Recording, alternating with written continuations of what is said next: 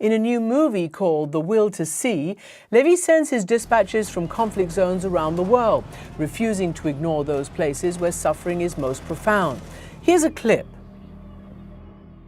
Pendant que l'Occident se confine dans la peur d'un virus inconnu, aucun couvre-feu sur le front des guerres oubliées.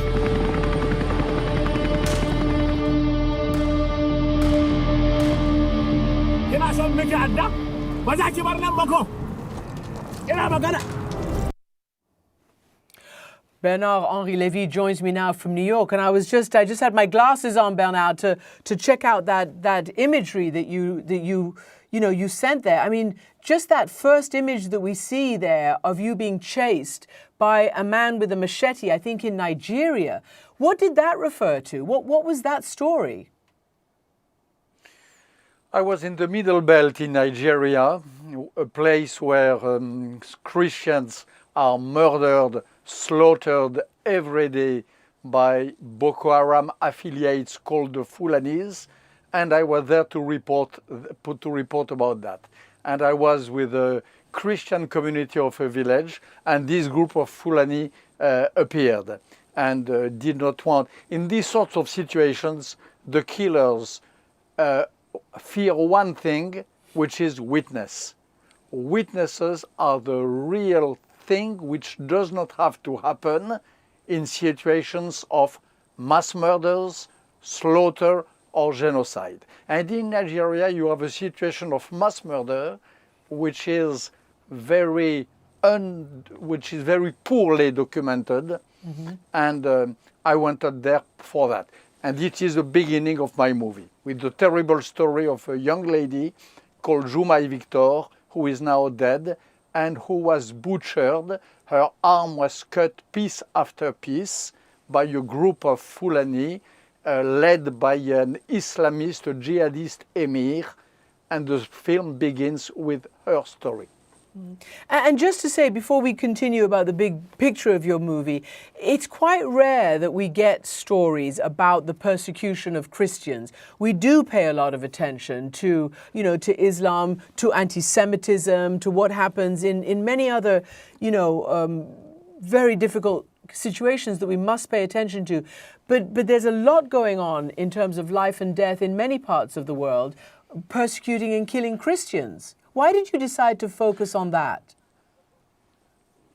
I decided to focus on that because I received informations from Nigerian Christian people, by the way, here in New York, which astonished me at the beginning. I could not believe what I was told, and I decided to go and see. And you are right.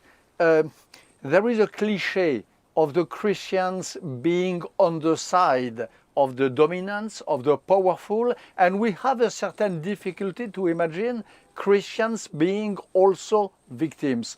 Alas, it happens in the Middle East, in the Nineveh plain, in the Mosul, where they were the main target of ISIS, and it happens in Nigeria.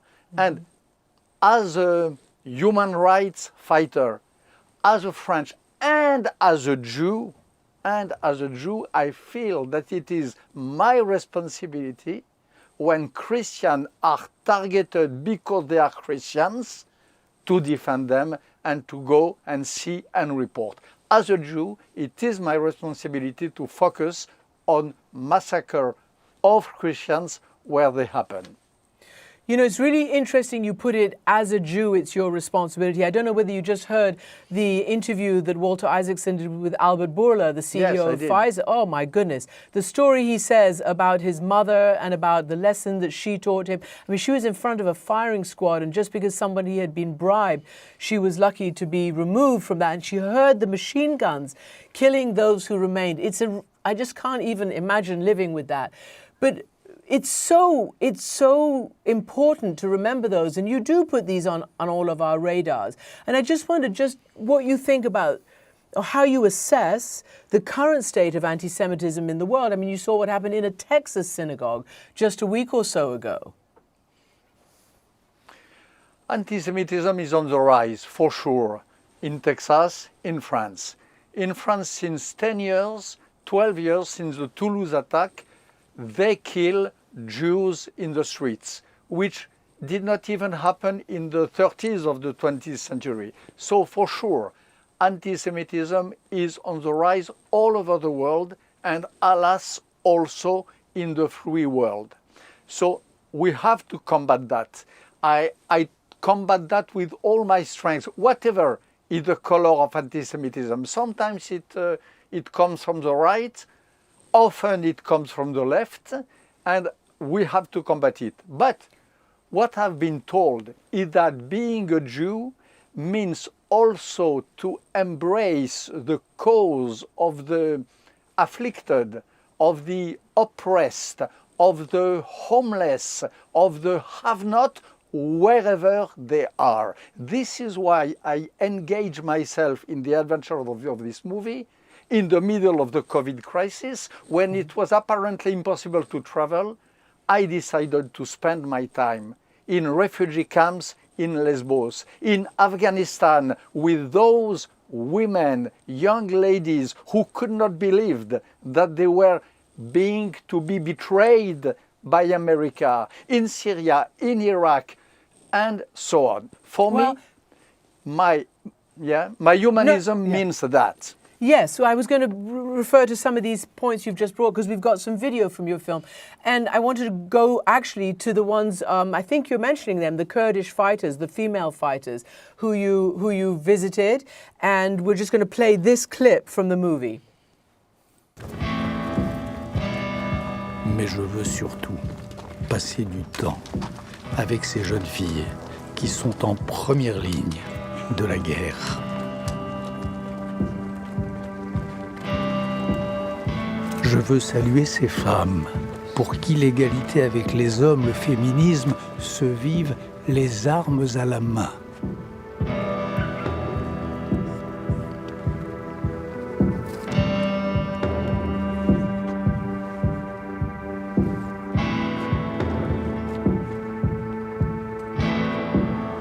So there you are visiting, shaking hands and talking to them. And of course, this is the Syrian Kurdish fighters.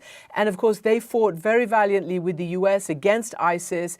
I wonder what you discovered about their situation now that, you know, the foreign forces, US has pulled back. And in a sense, Assad has won. He's still there rebuilding his position.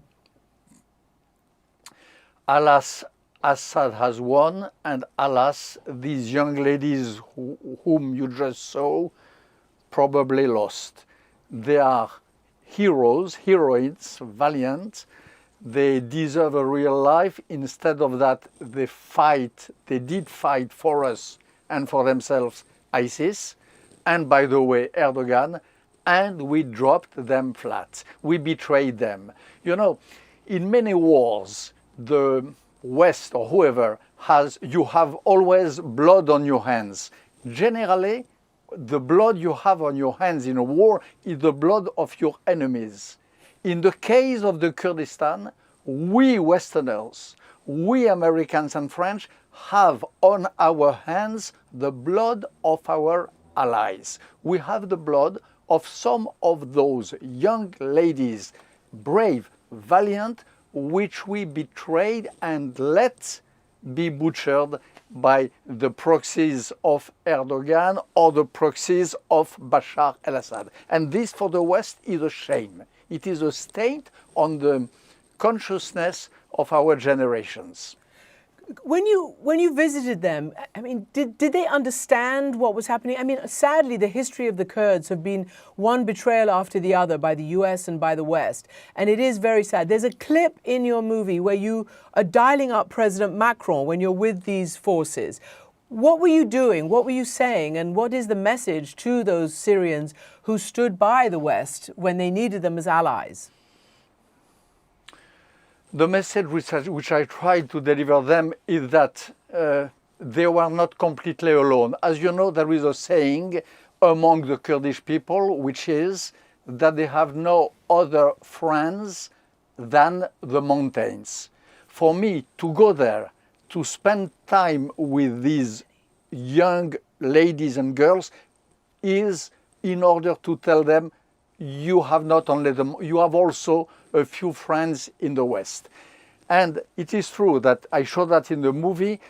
I put in connection the General Kobané, who is the General-in-Chief of the Kurdish forces, and my president, President Macron. And it was such a moving moment. It brought tears to the eyes of everyone in this bunker. We were in the bunker in Syria. The bunker was hunted by drones of Assad, drones of Erdogan, and so on. And suddenly, the voice of President Macron, of a young democratic leader, appeared in this bunker. It was like a moment of relief. It was like a ray of hope for this gentleman, General Kobané, and for the ladies and gentlemen around him. So they are betrayed, they are alone, but thanks God, not completely. And then a conflict that's brewing right now, well, I mean, more than brewing, it's right on the edge right now between Russia and Ukraine. You were also in eastern Ukraine, and we have some image of you in the trenches, and you're going to assess the situation there at the border. What did you learn from those people who you met there? What is their state of affairs in terms of the heightened tensions with Russia? What do they resign themselves to in eastern Ukraine? I learned two things. First thing is that today the Ukrainian army exists and is strong. A few years ago it was not true. When Russia invaded Crimea, there was no real Ukrainian army. Today, I spent time with the Ukrainian army. I spent time embedded with the Ukrainian fighter. They are strong, they are determined, and they will fight. Which means that if Putin makes the huge mistake to invade, and if we Westerners let him invade, if we don't block Putin, it will be a very dirty war.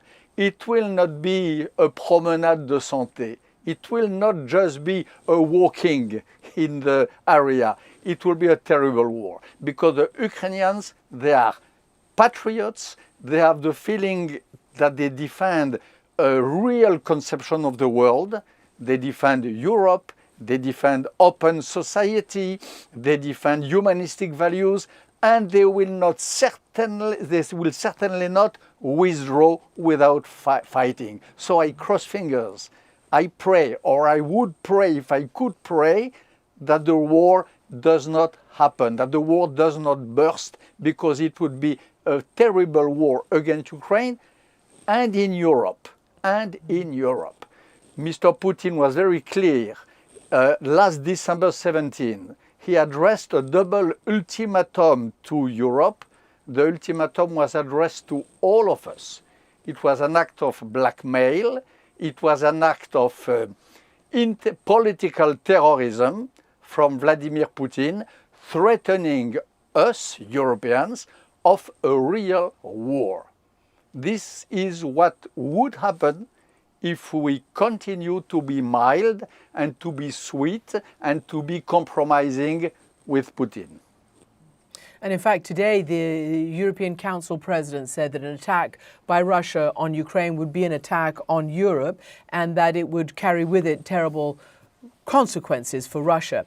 But can I just ask you to just pull back a little bit and tell us how you managed to make all these trips right in the middle of COVID? You started just before, but then it happened and you kept going. How did you do that with the virus spreading all over the world and with such travel restrictions? I followed the rules. I was a good citizen of my country, but I did all my best. I used every human possibility in order to be able to go to share the life of the Ukrainian soldiers in the trenches, or to go to Mogadishu in Somalia. Inside the rules, I did all what is possible. I will not give you details here, but you must just know that for me, in this world where we were putting a mask not only on our mouth, but only on our eyes. We had masks on our eyes. For me, it was a duty. it was a must, it was a moral obligation to continue more than ever to go and see on the other, what is happening on the other side of the world, in the side of the world where it is midnight at every moment of the day. For me, it was a moral obligation, whatever it cost. And lastly, Bernard, we've got 1 minute left. In your own country, presidential election coming up. You've just spoken about President Macron. He has this guy, Eric Zemmour, on his very far right, who has been, convicted of hate speech and other such things, and yet in 2021 is a presidential candidate. Tell us how this can happen in France today. It is a very sad story. It is not glorious for France to have such a candidate.